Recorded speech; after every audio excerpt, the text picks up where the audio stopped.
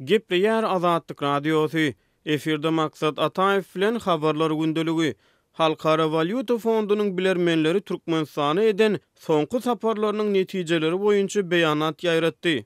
Goloýda Halkara Valyuta Fondunyň missiýasy Türkmenistanyň ykdysady ösüşlerine we maliýe ýagdaýlaryna baha berip ykdysady wehimleri ara alyp maslahatlaşmak üçin ýurda sapar etdi. Saparyň jemleri barada missiýanyň ýolbaşçysy Natali Tamirisa pul gaznasynyň resmi web saýtyna 10 aprelde beýanat çap etdi. Türkmenistanyň Kronikasy neşriniň resmi beýanata salgylanyp çap eden makalasyna fonduň hünärmenleriniň türkmen hökümetine import gadagançylygyndan el çekmegi maslahat berenligi aýdylýar.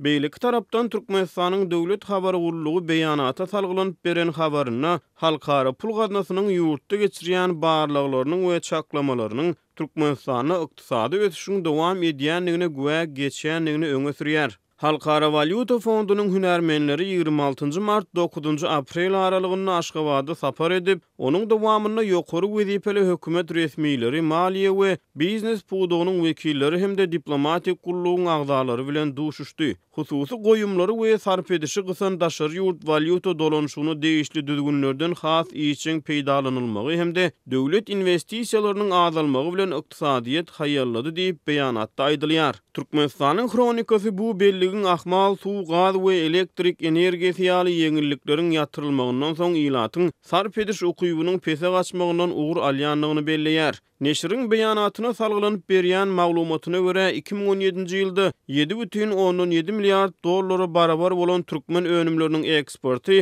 2018-nji ýylda 9,2 milliard dollary deň boldy. Munyň bilen bir hatyrda 2017-nji ýylda Türkmenistana daşary ýurtlardan 10 milliard dollarlyk harit import edilen bolsa, 2018-nji ýylda bu 5 milliard dollara düşdi. Ýöne 2019-njy ýylda importyň ýene-de 7,4 milliard dollara çykjakdygy çaklanýar. Neşir daşary ýurt maýadarlarynyň türkmen ykdysadyýetine göni gatanjynyň 2015-nji ýyldan bäri ýyldan ýyla barha pese gaçandygyna üntü çekýär. Bu görkeziji 2015-nji ýylda jemi içerki önümiň 8,16%-ne barabar bolan bolsa, ondan soňky ýyllarda değişlilikde 5,14%, 4% we 3,17% deň boldy. Halkara Valyuta Fondunyň bilermenleri 2019-njy ýylda Türkmenistanyň jemi içerki önümiň ösüş tepkiniň 6,13%-e barabar boljakdygyny aýdýar. Beýleki tarapdan Aziýanyň ösüş banky soňky çap eden hasabatyna Türkmenistanyň jemi içerki önümiň ösüş tepkiniň 2019-njy ýylda 6%-e deň boljakdygyny çaklapdy.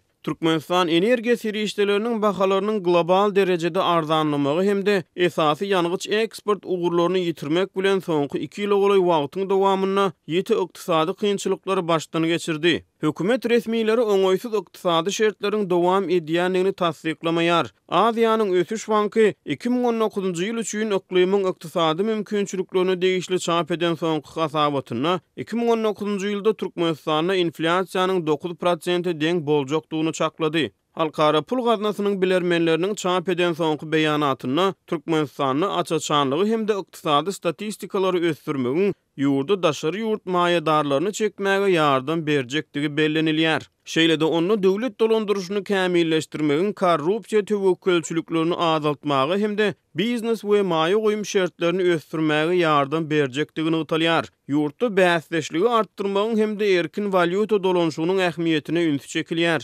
Halkara Valyuta Fondunyň bilermenleri Türkmenistana etjek nowatdaky saparyny 2019-njy ýylyň oktýabr aýyna amala aşyrarlar.